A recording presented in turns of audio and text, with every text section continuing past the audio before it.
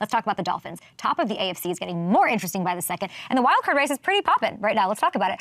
Let's take a second, though, to talk about a few teams that sort of helped their chances this morning, and it starts with the Dolphins. Miami not dead. They are thriving right now. They follow up a Monday Night Football win over the Rams last week with a truly dominant performance. Say what you want about the Raiders. Tough to get wins. They're a tough out, and they feel like they're getting back to the energy that we saw throughout training camp, of course, when they're melting in the humidity, but also just last year. Tua looks good. He feels confident. You can tell 77% of his passes completed, 288 yards, 3 touchdowns, first 3 touchdown game since October of last year. In a year, his first 3 touchdown game.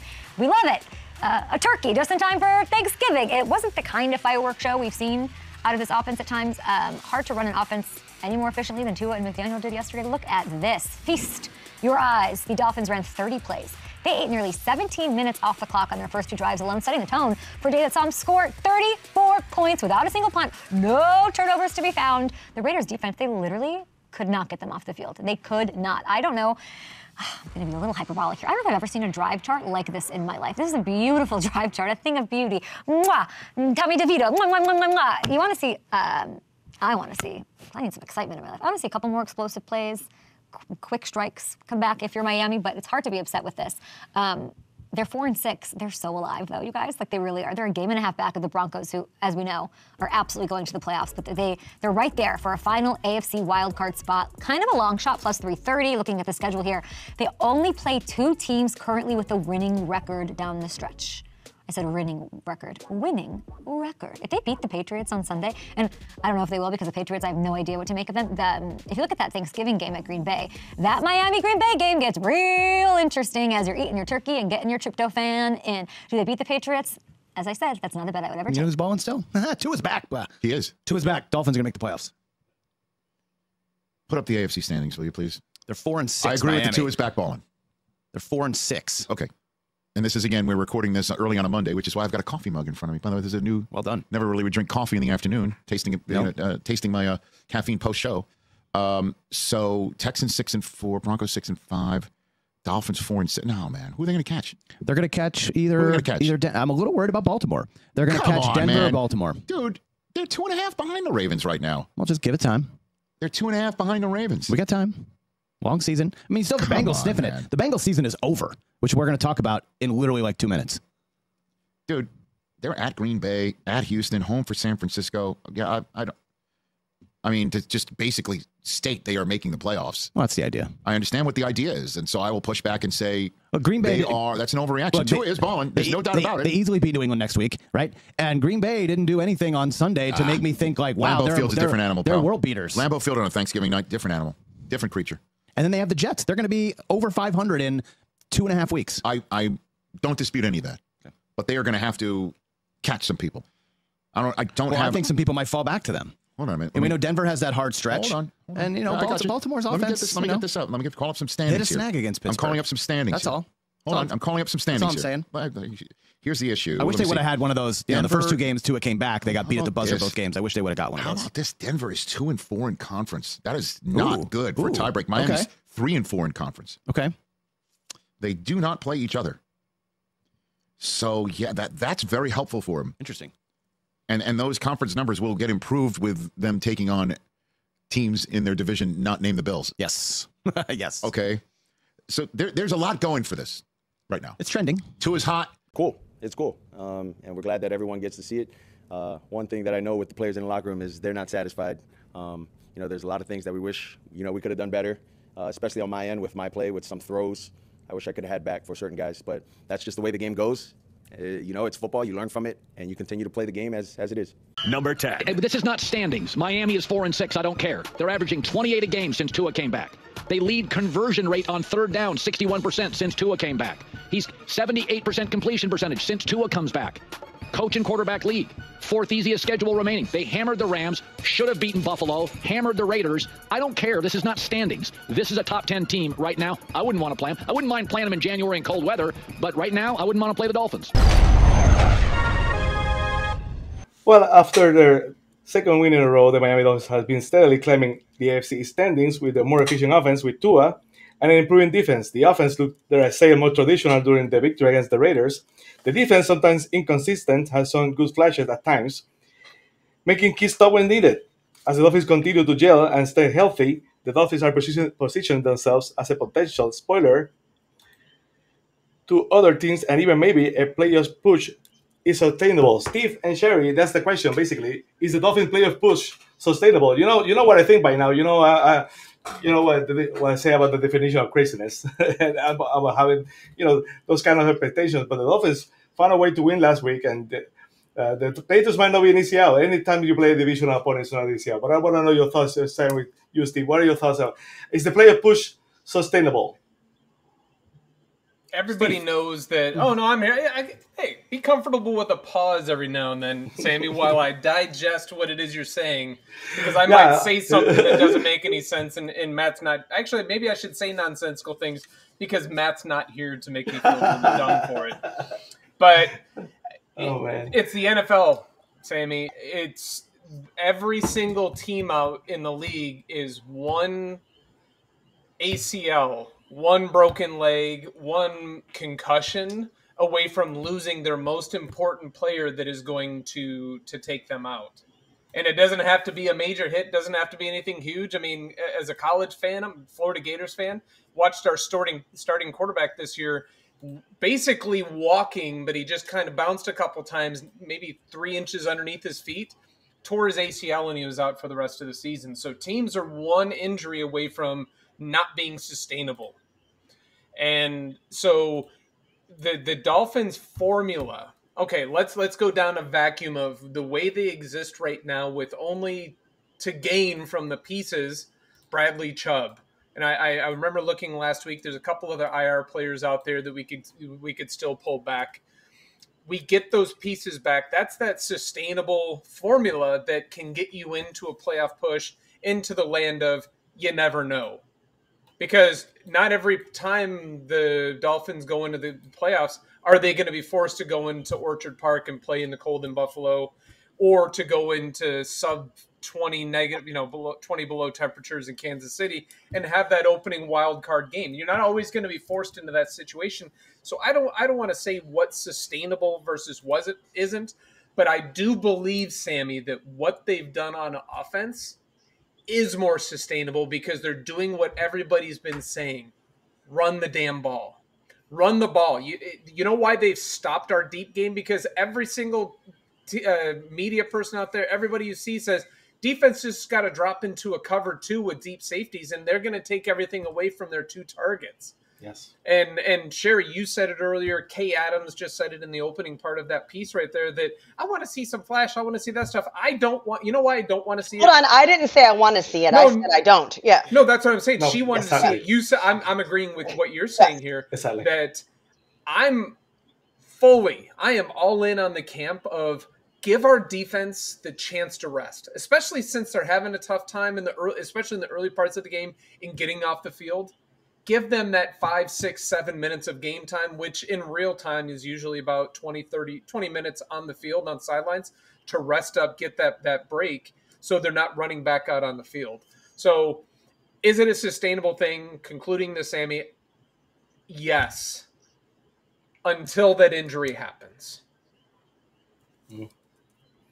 Sherry, basically that's the story. That's what we have to do with. But I want to know your thoughts. But what Steve says is basically right. The Dolphins right now are playing a way that if the defense find a way to pick up, they might be able to do something because the offense is not that that flashy go down the field that it's not going to be sustainable during the winter, during the playoffs. It's even worse. But I want to know your thoughts. Not only do I think it's sustainable, because I do think it's sustainable, I take issue with somebody in your vignette said that the Dolphins could play spoiler moving forward. When you are playing this well, when you're firing on all cylinders, yes, I see a record. I understand the record. Anybody who's followed this team knows why we have this record. So when you look at the pieces we put together right now, do you call a team like that a spoiler when they're ranking 9th in overall defense, when their quarterback has the highest percent? When the pieces are just in your face, coming together, gelling like that, are we a spoiler? No, I don't think we are. I think we're finally hitting the stride we should have been hitting 4 weeks ago. We're just late bloomers this year, and that doesn't mean we can't finish with a strong record, and I think it's sustainable. I saw that Adrian said, and I agree, and everyone agrees, it's with injury. We said it at the very beginning of the season. I predicted undefeated with no injuries. 2 games in, that was moot. So if we can stay healthy, it's absolutely sustainable, in my opinion. Imagine you and Matt having the same type of prediction. I'd never see that coming. Never. We gang up on you a lot, but No, I appreciate it. I enjoy that part of it. But again, I like to talk about the people that you bring into the video clips here. Colin Cowherd, I seriously I can't stand him because, and frankly, whoever the guy is, I don't trust a guy who buttons the top button on a polo shirt. So whoever it is that's on the Rich Eisen show there, and he's, he's a Patriots fan. Yeah, he does, Well, here's the benefit that they have. The people in the media have the benefit of never having their being fact-checked or having the receipts pulled out on them. And I remember one time that when Joy Taylor was on as Colin's sidekick there, and people went in on them, and the excuse at that point was, I didn't like Miami before, but I really like him now. When people went in on him, he's like, well, I went off, I have new information. No, you just have recency bias of what it is you're doing. And that's what they've got to fill 3 hours a day of airtime. Plus, obviously, after they do their morning show, Rich is sitting there having coffee. Also, I don't trust anybody that can't have coffee in the afternoon. I mean, I've got coffee right now at 8:18 at night. And he'll still fall asleep by 11. Yeah, I'll sleep like a baby, So not everybody's built the same for that, Rich. It's okay. But they don't have that accountability to go back to them, and they have the ability to change their opinions on a whim given the recent information that comes out. So in my other thing about Colin, he can call him a top 10 team. I'm not ready to call him top 10 team just because of the record, and they did lose to Buffalo. They beat Buffalo. I'd say, we've really got something going on here. And it's a 61-yard kick that they kicked up in Buffalo from a guy who missed a point after this last weekend. Of course, that's what happens. So, as Kosa said, if Miami had gotten a win versus either the Cardinals or the Bills or both, we'd be, in a much different headspace right now. I'm in a positive headspace because, again, it's a win. And we have that hope. The Jake Mendel special is Miami lives on, what is it? Oh my God, in the hunt. Miami lives in the hunt year after year after year. It's the Jeff Fisher special of 500 right around that area. Always having the hope. But that's why we watch. We watch for hope. If we were losing every single year in and out, and we were Cleveland fans, good God, I don't know what I'd do with myself. So we'd still watch, but we'd be unhappy. Oh God, we'd be miserable because we're Browns fans, and because we probably at some point in our lives lived in Cleveland. And I don't. Yeah, exactly. I don't do cold weather. Not happening.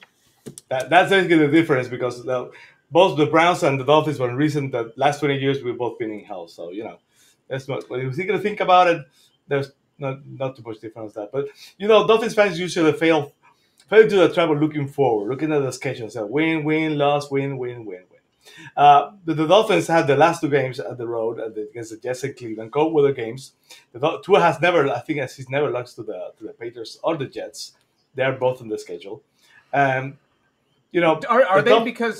they because Rich Eisen had a tough time saying the Jets as the softer opponents that were not the Bills in the AFC East that the Dolphins still have to play? Why do you think that is? Oh, weird, huh? Yeah, that's recency bias, like you used to say. The tough house is going to be the Texans. That Thanksgiving game against the Packers. A cold weather game, late game. That's a killer. And the 49ers coming to Miami. That's going to be a tough out. But the Dolphins, if they find a way to win this Sunday, they're basically in the hunt. So I want to know your last thoughts on that. The Dolphins. I was not very good about it, but after last Sunday, the way the Dolphins, a better play calling game from McDaniel, who knows? Well, I want to pull up the schedule. I got to see if I can find. So it just Patriots next, Packers after. I think the Jets after that, 49ers. Browns and Texans, Browns, and Jets. So the league is really, really interesting right now in that there are a lot of teams down here that are totally out of it, or one loss, 2 losses, and you're entirely out of it. And at that point, you really have to start to wonder, what are they playing for? Are they playing for draft picks? It's not a great draft for quarterbacks right now. Everybody here knows that come February of next year and then March and April, we're going to see 4 quarterbacks moving up, and it's going to be the hottest topic. Whereas right now they're saying you've got Shedeur Sanders and maybe Cam Ward, and then everybody else is sometime afterward. There will be 4 quarterbacks in the first round taken. It just depends on where and by whom. But looking at that schedule, the Texans and the Texans and Packers are definitely going to be in it. 49ers aren't playing up to par, but none of these, they're not in a position where they're saying we're going to quit for draft picks. Yep. The Jets, the Browns, they are in quarterback we need a quarterback of the future mode. So you don't know if they're going to, in those last 2 weeks of the season, going to be saying, hey, let's be spoiler to the Dolphins' chances, or if we are a spoiler, we're going to be shooting ourselves in the foot. And again, we're looking at this in a vacuum to say Tua's still healthy. Calais Campbell's still healthy. Teron Armstead is still healthy. So we're playing this in the mode that come week 16, 17, that we're still in it and have a chance, which I hope we do. But we just don't know. There's so many variables that you just can't count on, and certain teams that we didn't think were going to be that good. Broncos, Steelers. There's a couple teams out there that are filling up those wild card spots that I wouldn't have said back in August would have been in the running right now. Sherry, any last thoughts on the Dolphins on the move that they're moving up? I think you have to look at trends. Obviously, with 2 wins in the last 2 weeks, we're trending up. Some people like the Ravens, maybe not so much, maybe coming down a little bit to earth. I think moving up is a good call, is a good description, and I think we're going to go with the trend, and we're going to keep that going up the hill rather than tumbling down. Steve, before we go to the next topic, the Aaron Rodgers factor. The Dolphins had 2 games against the Jets in the last part of the schedule, but Aaron Rodgers that kept pointing his career that he's gonna say I'm not feeling so well. I'm gonna my arm hurts. Let's fight another day. So there's a chance that maybe even the Jets might show their quarterback to the next part of the season, to the next season. So what are your thoughts? The Jets, the Tua has never lost to the Jets. The defense is what scares me the most about that team. The offense can't seem to get out of their own way. And again, Matt, I really wish you were here because you'd be like, I don't know who we're talking about right now, because a team that doesn't have its head coach and its general manager certainly can't be a team in the NFL right now. Absolutely not. But Aaron Rodgers, I think, is that dichotomy of his ego is so big that I don't think he will allow himself to say, I'm not going to play right now. But also, he is going to hit that point of the cancer that he is in the locker rooms into organizations. So I don't know. I'm frankly surprised that the hits that he's taken this year, he hasn't broken down a little bit more. But I say this with the division opponents, they always play each other very, very well. And I don't take any game for granted, especially after you see the Titans game last year, what I was feared about with the Raiders game, with those games that really should be wins. So I know that the Jets are going to play us extremely tough when we're playing them.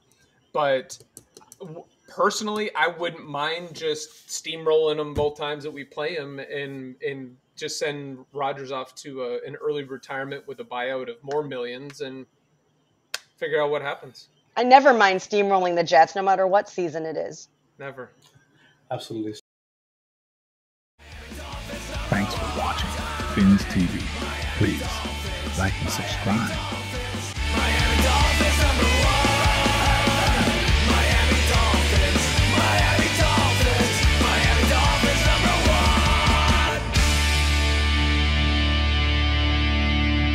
#1. See you next week. Fins up.